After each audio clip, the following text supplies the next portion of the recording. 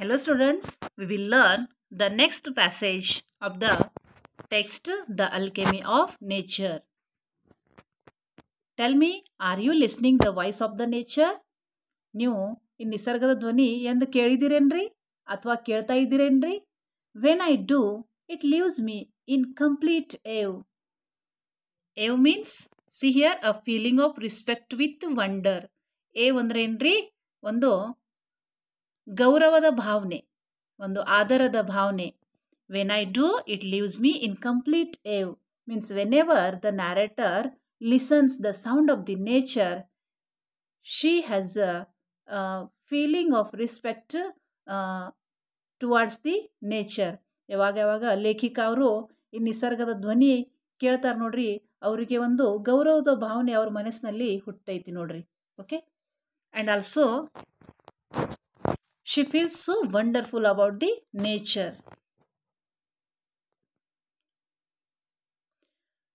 We have a hibiscus plant in our garden. Hibiscus ಅಂದ್ರೆ ನೋಡ್ರಿ ದಾಸವಾಳದ ಹೂವು. hibiscus ಅಂದ್ರೆ ದಾಸವಾಳದ ಹೂವು. We have a hibiscus plant in our garden.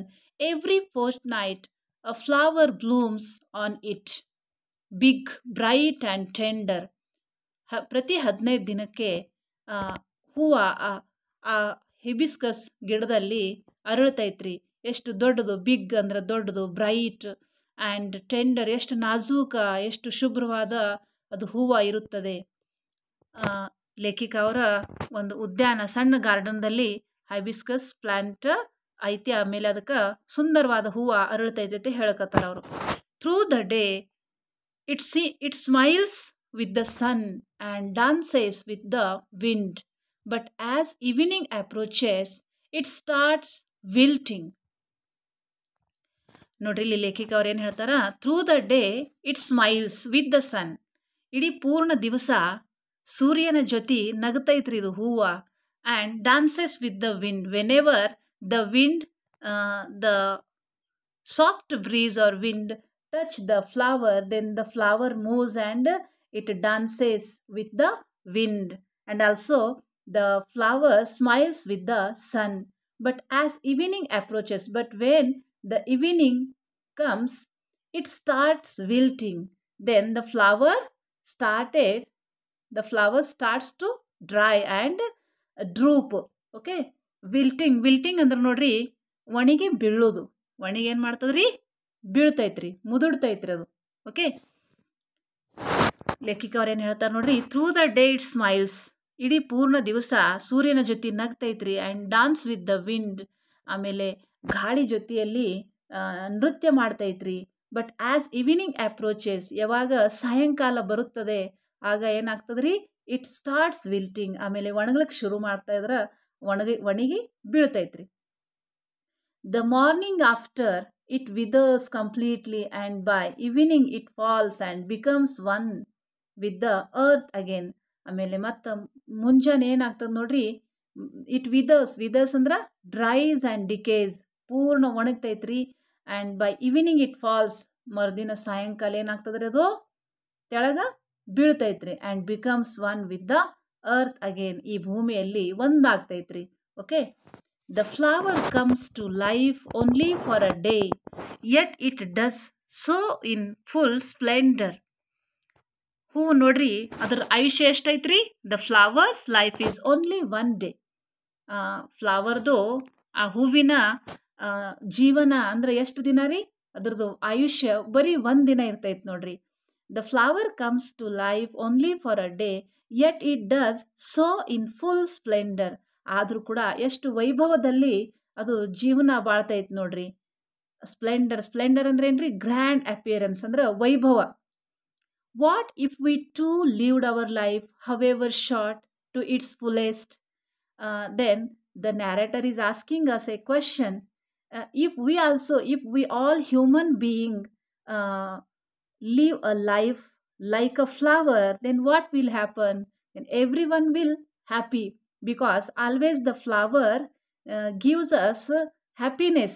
Okay, so we also, human being also gives happiness to each other. ನೋಡ್ರಿ, ಲೇಖಿಕ ಅವ್ರು ಏನು ಹೇಳ್ತಾರ, what if we too lived our life however short to its fullest. If our life is also short then we have to live our life happy like a flower. ನಮ್ಮದು ಕೂಡ ಆಯುಷ್ಯ ಸಣ್ಣದೈತ್ರಿ, ಅದೇ ಥರ ನಾವು ಹೂವಿನ ಹಾಗೆ ಎಷ್ಟು ಆನಂದಿಯಾಗಿ ಆಯುಷ್ಯ ಜಗಾಸ್ತೇವೆ ಅಂದ್ರೆ ಏನಾಗ್ಬೋದ್ರಿ. Okay,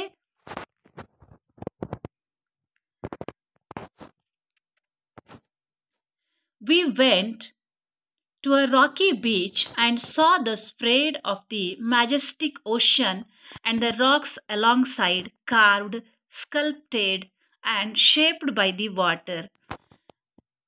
The narrator one day went to a rocky beach. The narrator, Raksha Bhardiya, one day went to a rocky beach and she saw the spread of the majestic ocean and the rocks alongside. They are carved, sculpted and shaped by the water.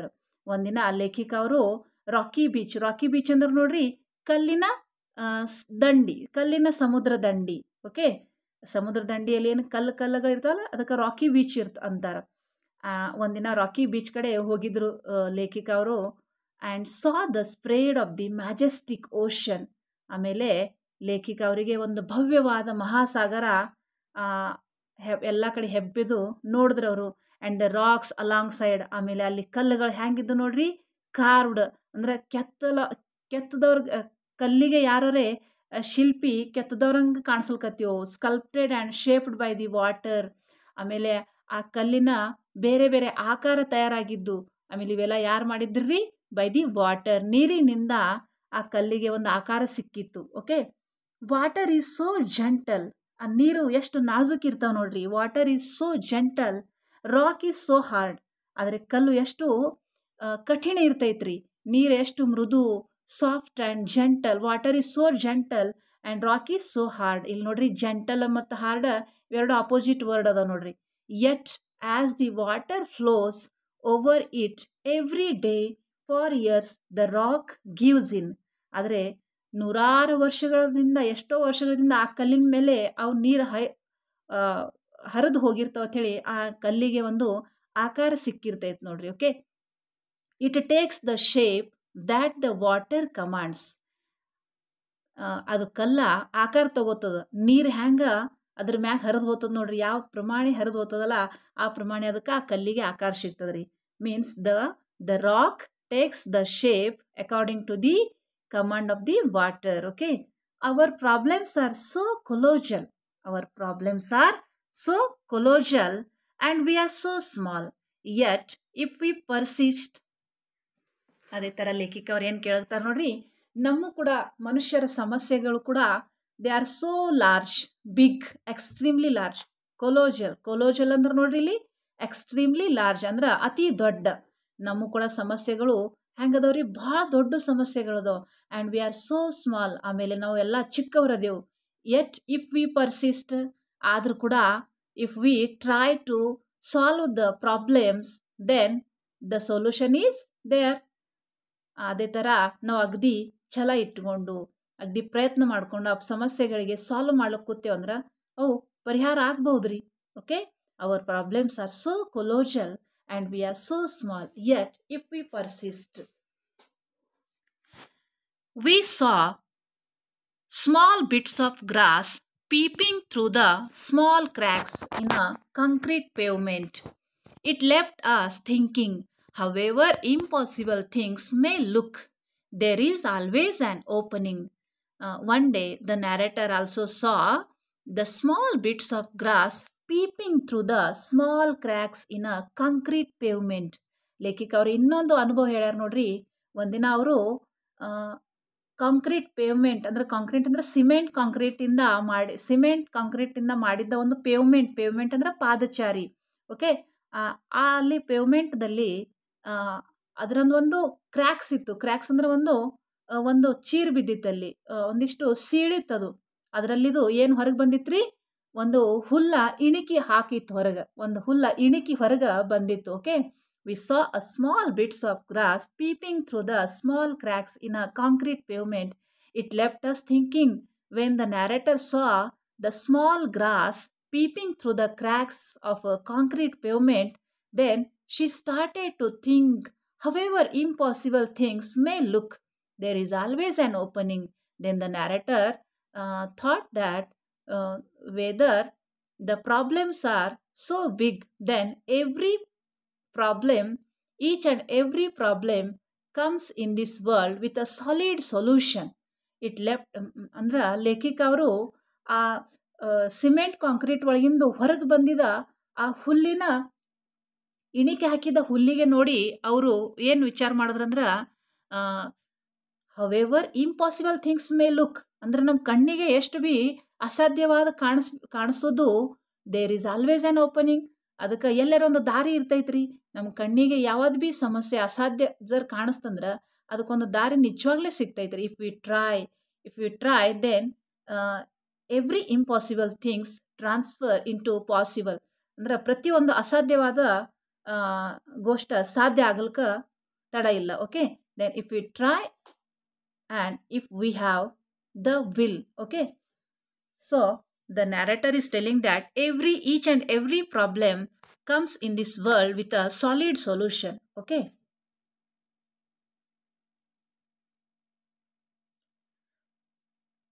we saw a tree bare of all leaves in the cold winter months. We thought its chapter was over, but 3 months passed.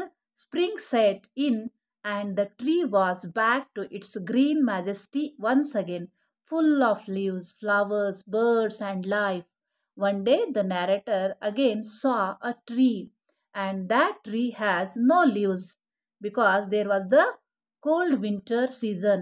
So the narrator thought that the tree passed away, means the tree totally dried and its chapter is closed. Okay, but after 3 months, when the narrator again saw that tree, due to spring season, the spring season entered in the world, and that is why the tree there were some leaves looking on the trees, and the tree again looking so majestic once again because it has full of leaves, flowers were bloomed on the tree, and also the birds were living in the tree, and also there was a life. ಒಂದಿನ ಲೇಖಿಕ ಅವ್ರು ಏನು ನೋಡಿದ್ರಿ, ಒಂದು ಗಿಡ ನೋಡಿದ್ರು. ಆಮೇಲೆ ಚಳಿಗಾಲ ಇರೋದ್ರಿಂದ ಆ ಗಿಡಕ್ಕೆ ಒಂದು ತಪ್ಪಲು ಇರ್ದಿತ್ತಿಲ್ಲ ನೋಡ್ರಿ. ಓಕೆ, ಆ್ಯಂಡ್ ಮತ್ತು ಲೇಖಿಕ ಅವ್ರು ಏನು ವಿಚಾರ ಮಾಡಿದ್ರು, we thought it's chapter was over. ಲೇಖಿಕ ಅವ್ರು ಏನು ವಿಚಾರ ಮಾಡಿದ್ರು ಈ ಗಿಡ ಒಣಗಿ ಹೋಗ್ಯದ ಪೂರ, ಇದೇನಿನ್ನ ಚಿಗಿಯೋದಿಲ್ಲ, ಆಮೇಲೆ ಇದು ಈ ಗಿಡ ಎಲ್ಲ ಸತ್ತು ಹೋಗೈತ್ರಿ. But 3 months passed, spring set in. ಮತ್ತು 3 ತಿಂಗಳ ನಂತರ ವಸಂತ ಋತು ಆಗಮನದಿಂದ ಏನೈತ್ರಿ, the tree was back to its green majesty once again. ಪುನಃ ಅದು ಗಿಡ ಹಸಿರ ಭವ್ಯವಾದ ಕಾಣಿಸ್ಲಿಕತ್ತು. ಫುಲ್ ಆಫ್ ಲೀವ್ಸ್, ಆ ಗಿಡಕ್ಕೆ ಸಾಕಷ್ಟು ಎಲೆಗಳ ಬಂದಿದ್ದು ಚಿಗ್ತಿದ್ದು, ಫ್ಲವರ್ಸ್ ಹೂಗಳು ಅರಳಿದ್ದು ಗಿಡದಾಗ, ಬರ್ಡ್ಸ್ ಆ್ಯಂಡ್ ಲೈಫ್, ಆಮೇಲೆ ಅಲ್ಲಿ ಪಕ್ಷಿಗಳು ವಾಸ ಮಾಡ್ತಾ ಇದ್ದು, ಅಲ್ಲಿ ಒಂದು ಜೀವನ ನಡೆದಿತ್ತು. Okay, what if we two had the conviction that however difficult things are right now, it will not remain so forever. Remember, this too shall pass. ಲೇಖಿಕ ಅವ್ರು ಎಷ್ಟು ಚಂದ ಹೇಳಕ್ತಾರೆ ನೋಡ್ರಿ. What if we two had the conviction that, conviction means a strong belief, ಅಂದ್ರೆ ಒಂದು ತೀವ್ರವಾದ ನಂಬಿಕೆ. Okay, ಒಂದು ನಂಬಿಕೆ, ದೊಡ್ಡ ನಂಬಿಕೆ. If we have the conviction that the difficult things are right now, it will not remain so forever. You know, after the night there is the day. Okay, so remember, this too shall pass.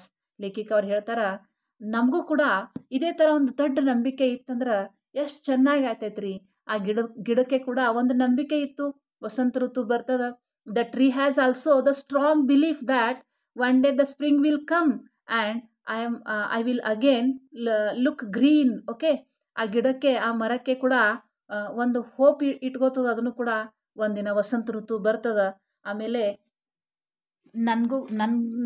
ನನ್ನಲ್ಲಿ ಕೂಡ ಹಸಿರು ಎಲೆ ಚಿಗಿತಾವ, ಹೂಗಳು ಅರಳ್ತಾವ. ಎಷ್ಟು ಸುಂದರವಾದ ನಂಬಿಕೆ ಆ ಗಿಡಕ್ಕೆ ಇರ್ತೈತ್ರಿ. However difficult things are right ನಾವು. ಈಗ ಸದ್ಯ ಎಷ್ಟೋ ದೊಡ್ಡ ಸಮಸ್ಯೆಗಳು, ಅಡಚಣೆಗಳು ಇರ್ತಾವ. Okay, it will not remain so for ಎವರ್. ಅವೇನು ಯಾವಾಗಲೂ ಕಾಯಮವಾಗಿ ಶಾಶ್ವತವಾಗಿ ನಮ್ಮ ಜೊತೆ ಇರೋದಿಲ್ಲ. ಒಂದಿನ ನಾವು ಹೋಗೇ ಹೋಗ್ತಾವ. Because you know that after the night the day is there. ಅಂದ್ರೆ ಪ್ರತಿಯೊಂದು ರಾತ್ರಿ ನಂತರ ಹಗಲು ಬರುತ್ತದೆ. ಅಂದ್ರೆ after the darkness there is the light. ಕತ್ತಲಿ ನಂತರ ಬೆಳಕು ಬರುತ್ತದೆ. Okay, it will not remain so for ever. The problems never leave in our life permanently. ಈ ಸಮಸ್ಯೆಗಳು ನಮ್ಮ ಜೀವನದಲ್ಲಿ ಶಾಶ್ವತವಾಗಿ ಇರುವುದಿಲ್ಲ. Remember this too shall pass. ಒಂದು ಲಕ್ಷಣ ಇಟ್ಕೋರಿ, ಇದು ಕೂಡ ಟೈಮ್ ಹೊಂಟು ಹೋಗುತ್ತದೆ. ಓಕೆ,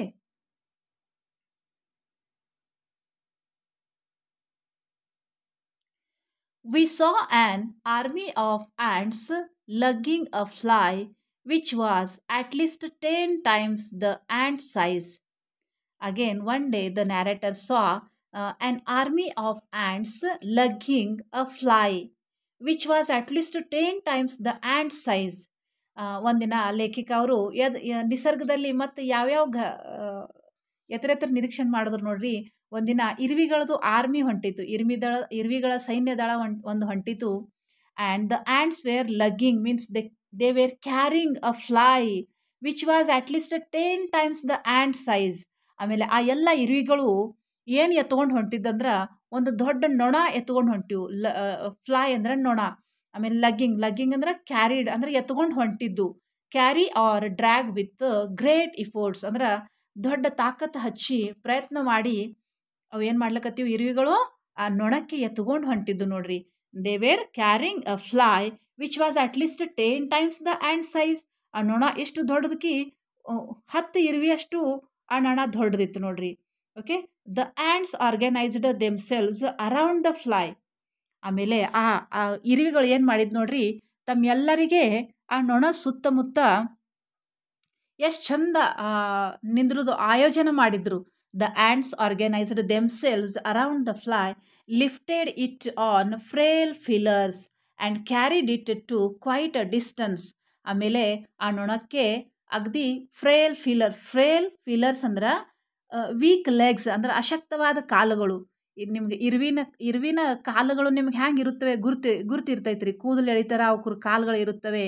ಆ ವೀಕ್ ಲೆಗ್ಸ್ ಅಂದ್ರೆ ಅಶಕ್ತವಾದ ಕಾಲದಿಂದ ಅವೇನು ಮಾಡ್ಲಕತ್ತೀವ್ರಿ, ಆ ನೊಣಕ್ಕೆ ಎತ್ಕೊಂಡು ಹೊಂಟಿದ್ರಿ. Lifted it on frail fillers and carried it to quite a distance. ಒಂದು ಕೆಲವು ಅಂತರದಲ್ಲಿ ಅವಕ್ಕೆ ಒಯ್ದಿಡುದಿತ್ರಿ. Their team work and perseverance were impressive. ಅದರಲ್ಲಿ ನಾವೇನು ಕಲಿಯೋದಂದ್ರೆ ಟೀಮ್ ವರ್ಕ್ ಕಲಿಯೋದು. ಅಂದ್ರೆ ಟೀಮ್ ವರ್ಕ್ದಿಂದ ಕೆಲಸ ಎಷ್ಟು ಯಶಸ್ವಿ ಆಗ್ತವ. Always we will get success through the team work and perseverance also very important to get success in our life. And these two team work and perseverance are very important for the group to do any task. Their team work and perseverance were impressive. ಲೇಖಕ ಅವರಿಗೆ ಅವ್ರದ್ದು team work ಮತ್ತು perseverance ಅಂದರೆ ಛಲ ಹಠ ಎಷ್ಟು ಸುಂದರವಾಗಿ ಅವರು ಆ ಇರುವಿಗಳು ನೊಣಕ್ಕೆ ಎತ್ಕೊಂಡು ಹೊಂಟಿದ್ರು. And those things were so impressive. The narrator liked the team work and perseverance of the army of the ants. What if we too are consistent, if we too are organised, if we also focused. ಅದೇ ಥರ same ಲೇಖಕ ಅವ್ರು ಏನು ಹೇಳಕತ್ತಾರ, ಮನುಷ್ಯರು ಕೂಡ ನಾವು ಕೂಡ ನಮ್ಮ ಜೀವನದಲ್ಲಿ ಇಷ್ಟು ಕನ್ಸಿಸ್ಟೆಂಟ್ ಇದ್ದೇವಂದ್ರೆ ಓಕೆ, ನಮ್ಮಲ್ಲಿ ಕೂಡ ಇಷ್ಟು ಸ್ಥಿರತೆ ಇತ್ತಂದ್ರೆ, ಆರ್ಗನೈಸ್ಡ್ ನಾವು ಕೂಡ ಎಷ್ಟು ಚಂದ ಆಯೋಜನೆ ಮಾಡಿ ಕೆಲಸ ಮಾಡಿದ್ರೆ, ಫೋಕಸ್ಡ್ ಅಂದ್ರೆ ಲಕ್ಷ್ಯ ಕೊಟ್ಟು ಕೆಲಸ ಮಾಡಿದ್ರೆ ಏನಾಗ್ತದೆ ನೋಡ್ರಿ. ಇನ್ನೊಂದು ಉದಾಹರಣೆ ಹೇಳ್ತಾರ. The narrator is telling another example about the spider. Spider ಅಂದ್ರೆ ಜೇಡರ್ ಹುಳ. ಓಕೆ, ಜಾಡ್ಮಿ ಹುಳ ಅಂತೇವೆ ಅದಕ್ಕೆ, ಜೇಡ್ ಹುಳ. Spider waves R delicate. ಆ ಜೇಡ್ ಹುಳ ಜಾಡ್ಬುಡ್ಡಿ ನೋಡ್ರಿ, ಅದು ಎಷ್ಟು ನಾಜೂಕ್ ಇರ್ತದೆ, ಅದ್ರ ತನ್ನ ಮನಿ ಎಷ್ಟು ನಾಜೂಕಾಗಿ ಹಣದಿರ್ತದೆ ನೋಡ್ರಿ. Yet very strong. ಇಲ್ಲಿ ನೋಡ್ರಿ ಡೆಲಿಕೇಟ್ ಮತ್ತು strong, these are opposite words. And the spider webs is so delicate but it is so strong. A rainbow colours the entire sky. ಮತ್ತು ಇನ್ನೊಂದು ಉದಾಹರಣೆ ಏನು ಕೊಟ್ಟಾರ ನೋಡ್ರಿ, ರೇನ್ಬೋ. ರೇನ್ಬೋ ಅಂದ್ರೆ ಏನ್ರಿ, ಕಾಮನ ಬಿಲ್ಲು, ಇಂದ್ರಧನು. A rainbow colours the entire sky.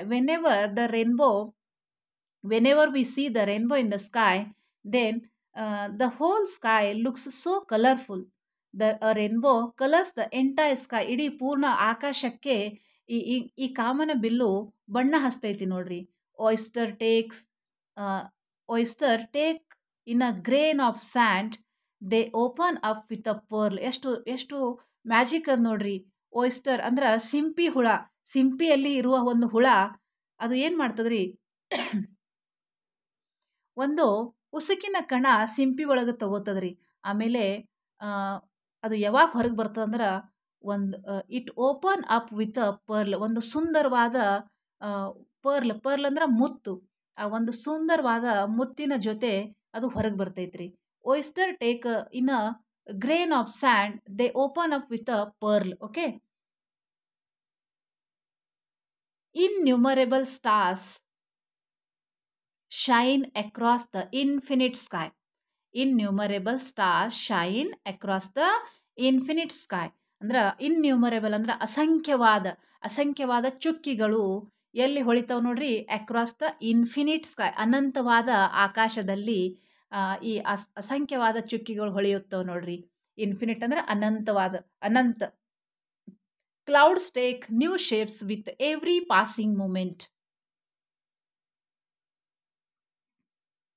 Clouds take new shapes with every passing moment.